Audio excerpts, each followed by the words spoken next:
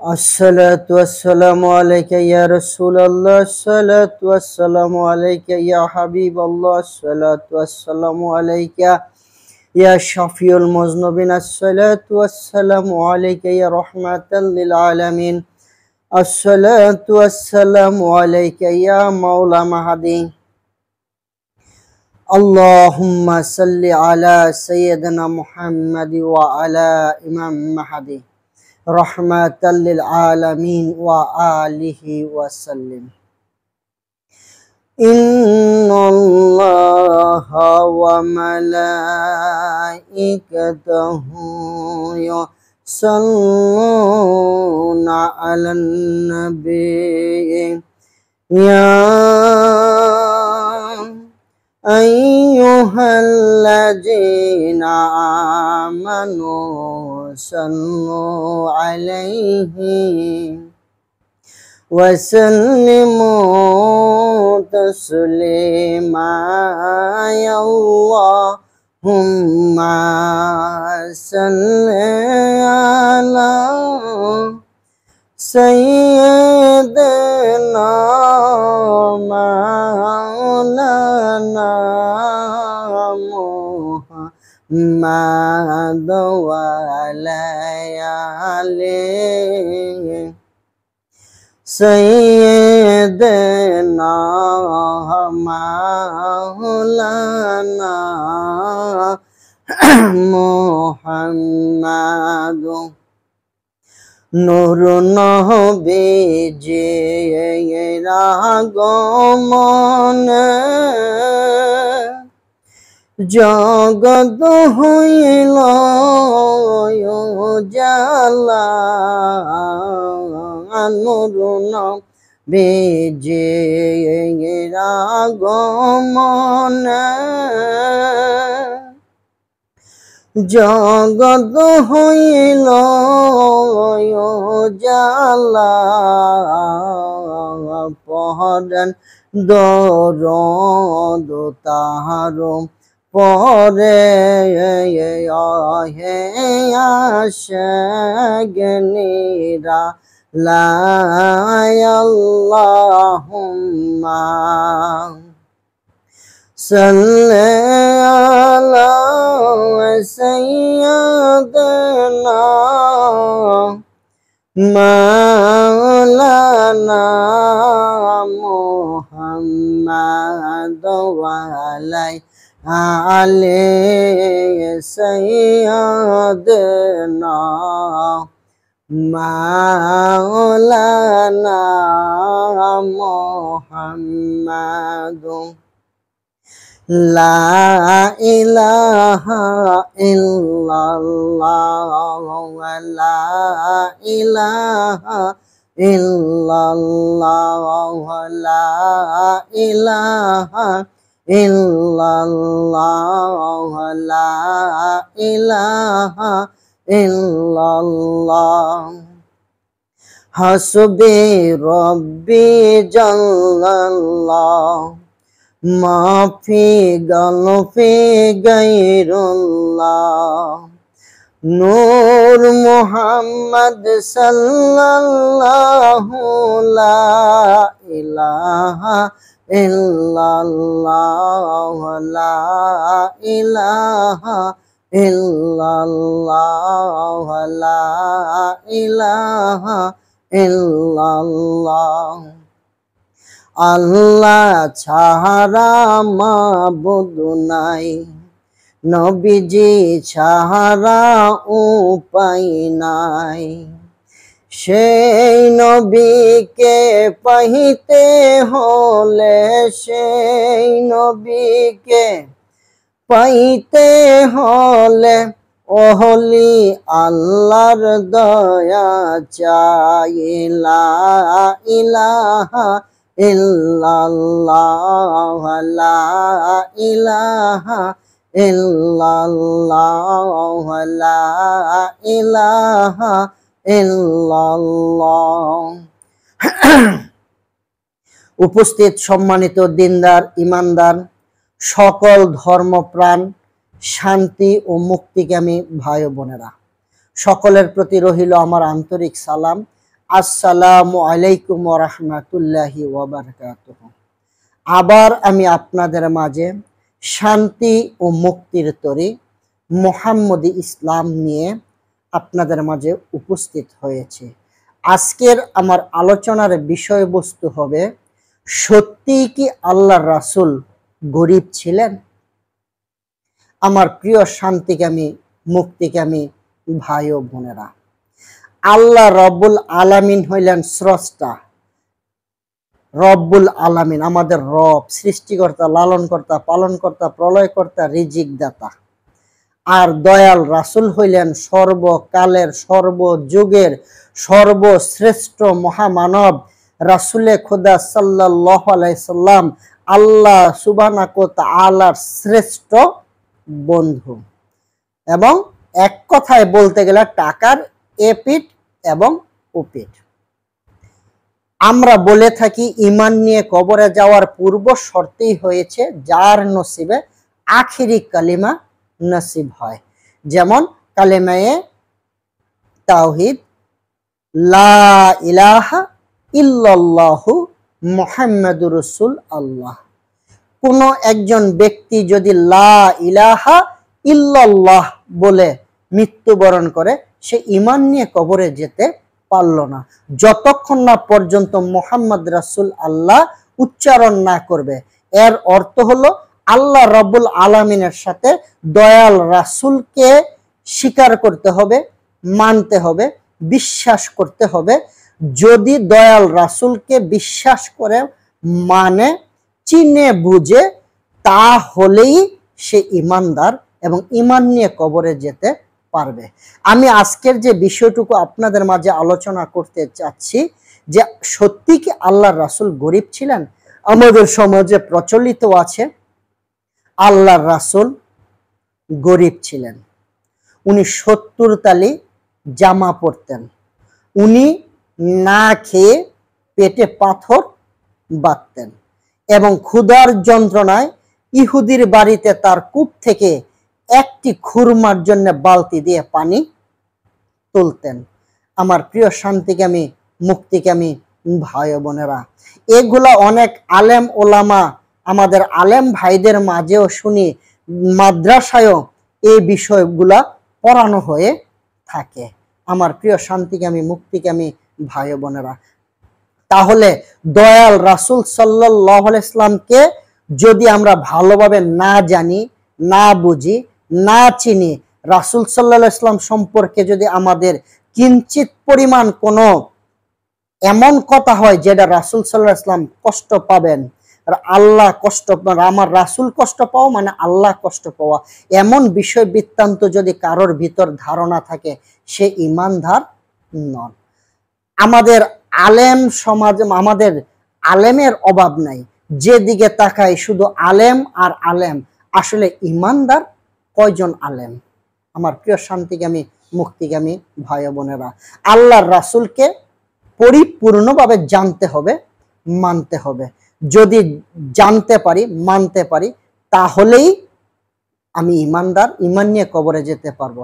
আমি যা বলেছি, আল্লাহর রাসূল কখনই গরিব ছিলেন না, উনি কখনই 70 তালি জামা পরতেন না, উনি কখনই না খাইয়া পেটে পাথর বাঁধতেন না, এবং একটা খুরমার জন্য ইহুদির কূপ থেকে পানি তুলতেন না। এটা আমার রাসূলের শত্রু যারা ছিল, বিদ্বেষী যারা ছিল, যারা রাসূলকে মানতে পারে নাই, তারা এই অপপ্রচার চালিয়েছে। আমার প্রিয় শান্তিকামী মুক্তিকামী ভাই বোনেরা, আমি আপনাদেরকে দলিল দিচ্ছি। এ দলিল আমার মুখের কোনো কথা নয়। এই একবিংশ শতাব্দীতে আল্লাহর শ্রেষ্ঠ বন্ধু, শ্রেষ্ঠ মহান সংস্কারক, রাসূলে খোদা সাল্লাল্লাহু আলাইহি ওয়াসাল্লামের সুযোগ্য উত্তরসূরি, প্রতিশ্রুত ইমাম, আমার মহান মুর্শিদ সুফি সম্রাট হযরত মাহবুবে খোদা দেওয়ানবাগী রাহমাতুল্লাহ আলাই, ওনার অনেকগুলা সংস্কারের মধ্যে এটি একটি সংস্কার। কারণ রাসূলকে ভালো না জানলে, না বুঝলে আমি ঈমান নিয়ে কবরে যেতে পারবো না। লাভ নাই মুফতি, মুফাসসির, মুহাদ্দিস, ডক্টর, মাস্টার, ইঞ্জিনিয়ার, ডাক্তার হয়ে কোনো লাভ নাই যদি রাসূল সম্পর্কে পরিপূর্ণভাবে না জানি। আসুন, আল্লাহর রাসূল যখন ধুলির দ্বারায় তসরিবা নেন। ওনার দাদা ছিলেন আরবের শাসনকর্তা, অর্থাৎ হযরত আব্দুল মুত্তালিব। উনি ছিলেন আল্লাহ রাসূলের দাদা, উনি ছিলেন আরবের শাসনকর্তা। তাহলে যখন আল্লাহ রাসূল জন্মগ্রহণ করেন, আল্লাহ রাসূল দুনিয়ায় আবির্ভাব হয়, তখন ওনার দাদা ছিলেন আরবের শাসনকর্তা। তো একজন শাসনকর্তার নাতি কিভাবে গরিব হন? আমার প্রিয় শান্তিকামী মুক্তিকামী ভাই ও বোনেরা, আল্লাহর দোস্ত হাবিবে খোদা রাসূলে খোদা সাল্লাল্লাহু আলাইহি ওয়াসাল্লামের জন্মের 7ম দিনে তিনার দাদা অসংখ্য পশু কুরবানি করে জবাই দিয়ে ওনার বংশের কুরাইশ বংশের সম্ভ্রান্ত পরিবার, হাশিমি গোত্রর কুরাইশ বংশের সমস্ত পরিবার পরিজনদের খাবারের ব্যবস্থা করেছিলেন। আমার প্রিয় শান্তিকামী মুক্তিকামী ভাই বোনেরা, এছাড়াও আমার দয়াল রাসূলের পিতা ছিলেন একজন আন্তর্জাতিক ব্যবসায়ী। এক দেশ থেকে অন্য দেশে যারা ব্যবসা করেন তাদেরকে আন্তর্জাতিক ব্যবসায়ী বলেন, কারণ আল্লাহর রাসূল অন্য দেশে ব্যবসা করতে যাওয়ারত অবস্থায় রাস্তায় আল্লাহ রাসূলের ভূমিষ্ঠ হওয়ার আগেই উনি ওফাত লাভ করেন। তাহলে ওনার দেশ থেকে অন্য দেশে উনি ব্যবসার জন্য গিয়েছিলেন, আর যাওয়ারত অবস্থায় পথিমধ্যে উনি ইন্তেকাল করেন। তাহলে বোঝাই যাচ্ছে যে এক দেশ থেকে আরেক দেশে যারা বিজনেস করেন, যারা ব্যবসা করেন, তারা আন্তর্জাতিক ব্যবসায়ী। গরিব মানুষ কখনো মানে এক দেশ থেকে আরেক দেশে ব্যবসা করতে পারেন না। আব্দুল মুত্তালিব যখন জগৎ ছেড়ে চলে যান, তখন আল্লাহ রাসূলের ভরণ পোষণের দায়িত্ব নিলেন হযরত আবু তালেব রাদিয়াল্লাহু আনহু, অর্থাৎ রাসূলের আরেক চাচা, এবং উনি তখন এই কুরাইশ বংশের শাসনকর্তা হিসেবে দায়িত্ব পালন করেন, এবং ওনার কাছে থেকে আল্লাহর রাসূল বড় হন, ব্যবসাপাতি শিখেন। তারপর আরেকটু সামনের দিকে যদি আগাই, আল্লাহর রাসূলকে আরবের 5 জন বর্ণাঢ্য ধনী ব্যক্তির একজন হলেন মা খাদিজাতুল কুবরা। মা খাদিজাতুল কুবরা আল্লাহর রাসূলকে যখন বিবাহের প্রস্তাব দিলেন, আল্লাহর রাসূল যখন মা খাদিজাতুল কুবরা রাদিয়াল্লাহু আনহাকে বিয়ে করলেন, তখন মা খাদিজাতুল কুবরার সমস্ত ধন সম্পদ আল্লাহর রাসূলের হয়ে যান। তাহলে আল্লাহর রাসূল কিভাবে গরিব হতে পারেন? আর একজন গরিব মানুষের উপর কখনোই কুরবানি, হজ, যাকাত আসতে পারে না, কারণ গরিব মানুষের উপর আল্লাহ কখনো এগুলা চাপায়া দেন না। আল্লাহর রাসূল বিদায় হজে 100টি উট কুরবানি করেছেন। আমার প্রিয় শান্তিকামী মুক্তিকামী ভাই ও বোনেরা, এবং আল্লাহর রাসূল যে সমস্ত জামা কাপড় পরতেন, স্বর্ণ খচিত জামা কাপড়। আল্লাহর রাসূল যে তরবারি যুদ্ধে ব্যবহার করতেন, এটা স্বর্ণ খচিত, হাতলটা ছিল স্বর্ণ খচিত, এবং যে সিন্দুক মুবারক ব্যবহার করতেন, সেই সিন্দুকটা ছিল স্বর্ণ মুবারকের। যে পেয়ালা, অর্থাৎ ব্যবহার্য প্রত্যেকটা জিনিস লক্ষ্য করলে দেখা যায় যে এগুলা বিভিন্ন দেশের বিভিন্ন মিউজিয়ামে, জাদুঘরে এখনো সংরক্ষিত অবস্থায় আছে। যে ব্যবহার্য বস্তুগুলা, এগুলা সবই স্বর্ণ খচিত। আমার প্রিয় শান্তিকামী মুক্তিকামী ভাই ও বোনেরা, তাহলে আল্লাহ রাসূলকে আমরা কিভাবে গরিব বলবো? তো আসুন, আল্লাহ রাসূল গরিব ছিলেন না, আল্লাহ রাসূল কখনোই গরিব হতে পারেন না। উনি দিন ও দুনিয়ার বাদশা, উনি কামলেওয়ালা, বাদশারা বাদশা, কামলেওয়ালা, উনি দু জাহানের বাদশা। আমার প্রিয় শান্তিকামী মুক্তিকামী ভাই বোনেরা, এই বিষয়ে পবিত্র কোরআনে আল্লাহ রাব্বুল আলামিন ফরমান, সূরা দোহা আয়াত 8। আবারও আমি বলি, সূরা দোহা আয়াত নাম্বার 8। আল্লাহ রাব্বুল আলামিন বলেন, হে আমার হাবিব, আমি আপনাকে অসহায় অবস্থায় পেয়েছিলাম, আমি আপনাকে ধনবান অর্থাৎ সম্পদশালী করিয়েছি। এবার আল্লাহ রাসূল অসহায় মানে গরিব নয়, অসহায় হলো আল্লাহ রাসূল ভূমিষ্ঠ হওয়ার আগেই উনি তিনার পিতাকে হারিয়েছেন। ওনার 5 বছর বয়সে উনি ওনার মাতাকে হারিয়েছেন। আবার কিছুদিন পর ওনার দাদা আব্দুল মোত্তালিবকে হারিয়েছেন। আবার যখন ওনার শেষ খুঁটি ছিল আবু তালেব, ওনার আরেক চাচা, উনিও যখন চলে যান, তখন আল্লাহর রাসূল একা হয়ে যান। ঠিক তখনই আল্লাহ রাব্বুল আলামিন বলেন যে আমি আপনাকে অসহায় অবস্থায় পেয়েছি, তাই আমি আপনাকে সম্পদশালী করেছি। তাহলে যে আল্লাহ পবিত্র কোরআন দিয়ে বুঝাইতে চাচ্ছেন যে সম্পদশালী বানিয়েছেন, সূরা দোহা আয়াত নাম্বার 8। তাহলে আল্লাহ যাকে সম্পদশালী বানান, যাকে সম্পদশালী করেন, আবার বলেন আমি আপনাকে ধনভাণ্ডারের, হাদিসে কুদসিতে আল্লাহ বলেন আমি আপনাকে সমস্ত ধনভাণ্ডারের চাবি আপনার হাতে দিয়েছি। আমার প্রিয় শান্তিকামী মুক্তিকামী ভাই বোনেরা, তাহলে যে ধনভাণ্ডারের চাবি আল্লাহ রাসূলের কাছে আল্লাহ অর্পণ করেন এবং আল্লাহ নিজেও বলেন আমি আপনাকে সম্পদশালী করেছি, তাহলে সে রাসূল কিভাবে গরিব হন? যারা বলেন তারা রাসূল বিদ্বেষী, তারা রাসূলকে মানতে পারে নাই। আমার প্রিয় শান্তিকামী মুক্তিকামী ভাই বোনেরা, তাহলে আজকের থেকে আমরা কেউ আর দয়াল রাসূলকে গরিব জানবো না, গরিব বলবো না। যদি এটা হলো রাসূল বিদ্বেষীদের কথাবার্তা, আসুন আমরা সেদিকে লক্ষ্য না করে এই যে আল্লাহর শ্রেষ্ঠ মহান সংস্কারক, আমার মহান মুর্শিদ, এই 21 শতাব্দীতে এসে উনি বলতে চাচ্ছেন, বুঝাইতে চাচ্ছেন যে হে বিশ্ববাসী, যে দয়াল রাসূলকে সৃজন না করলে আল্লাহ আসমান জমিন সৃজন করতেন না। যার নামের সাথে নাম মিশাইয়া আল্লাহ নাম কালিমা ফিট করলেন, লা ইলাহা ইল্লাল্লাহু মুহাম্মাদুর রাসূলুল্লাহ। আর অতএব সে রাসূলকে যদি পরিপূর্ণভাবে জানতে না পারো, মানতে না পারো, বুঝতে না পারো, চিনতে না পারো, ঈমান নিয়ে কবরে যাওয়ার কোনো ফয়সালা হবে না, কোনো বাও হবে না।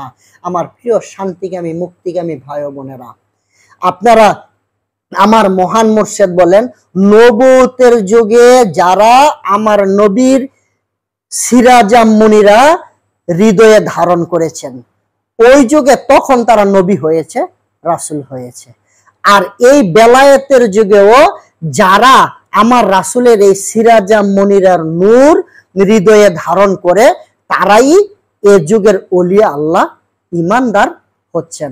আমার প্রিয় শান্তিকামী মুক্তিকামী ভাই বোনেরা, কিতাব পড়ে আপনি হাফেজ হতে পারবেন, মুফতি হতে পারবেন, মুফাসসির হতে পারবেন, মুহাদ্দিস হতে পারবেন, মাওলানা হতে পারবেন, ডাক্তার হতে পারবেন, ইঞ্জিনিয়ার হতে পারবেন, ব্যারিস্টার হতে পারবেন, কিন্তু আপনি ঈমানদার হতে পারবেন না যতক্ষণ না পর্যন্ত সিরাজাম মুনিরার নূর, রাসূল সাল্লাল্লাহু আলাইহি ওয়াসাল্লামের নূর আপনার সিনায় ধারণ না করবেন। আর এটা কিতাব পড়ে আপনি জ্ঞানী হতে পারবেন, আলেম হতে পারবেন, কিন্তু ঈমানদার হতে পারবেন না যতক্ষণ না পর্যন্ত যার সিনায় এই সিরাজাম মুনিরা বিদ্যমান, তার সিনার সাথে সিনা মিলনের মাধ্যম ব্যতীত, অর্থাৎ ওই সিনার থেকে ট্রান্সফার যতক্ষণ পর্যন্ত আপনার সিনায় এই সিরাজাম মুনিরা তথা নূরে মুহাম্মদী আপনার হৃদয়ে না আসবে, আপনি ধারণ করতে না পারবেন, আপনি ততক্ষণ পর্যন্ত ঈমানদার হতে পারবেন না। আমার প্রিয় শান্তিকামী মুক্তিকামী ভাই বোনেরা, আমি আপনার তো দূরের কথা, আমার রাসূলের দস্তখত ব্যতীত নবুয়তের যুগে কোনো নবী রাসূল সাফায়াত পাবে না, মুক্তি পাবে না। তাহলে আমি আপনাকে, আসুন রাসূল সাল্লাল্লাহু আলাইহি ওয়াসাল্লামের সাফায়াত পেতে হলে, মুক্তি পেতে হলে, ঈমান নিয়ে কবরে যেতে হলে কিতাব সর্বস্ব হয়ে পড়ে থাকলে চলবে না। রাসূল সাল্লাল্লাহু আলাইহি ওয়াসাল্লামকে যেমন খুশি তেমন জানলে, আমার আপনার মতো জানলে চলবে না। আমার প্রিয় শান্তিকামী মুক্তিকামী ভাই বোনেরা, আল্লাহর রাসূল ধনী ছিলেন, বাদশার বাদশা কামলিওয়ালা ছিলেন, উনি নূরের নবী, উনি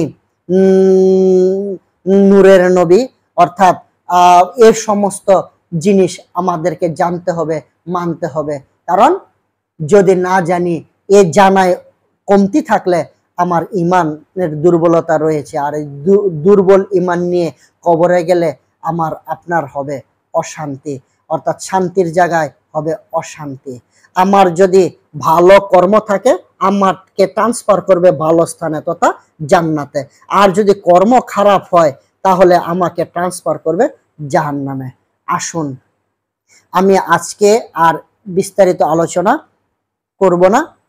আমার প্রিয় শান্তিকামী মুক্তিকামী ভাই বোনেরা, আমি আপনাদের মাঝে আরো বিস্তারিত আলোচনা করব।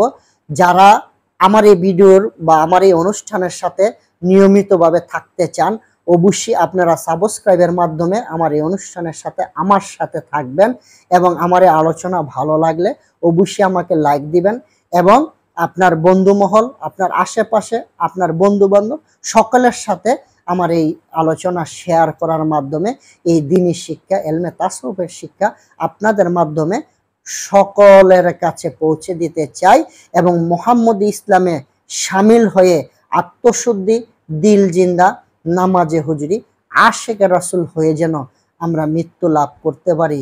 এ বলে আমি আমার সংক্ষিপ্ত আলোচনা এখানেই শেষ করছি। আসসালামু আলাইকুম ওয়া রাহমাতুল্লাহি ওয়া বারাকাতুহু।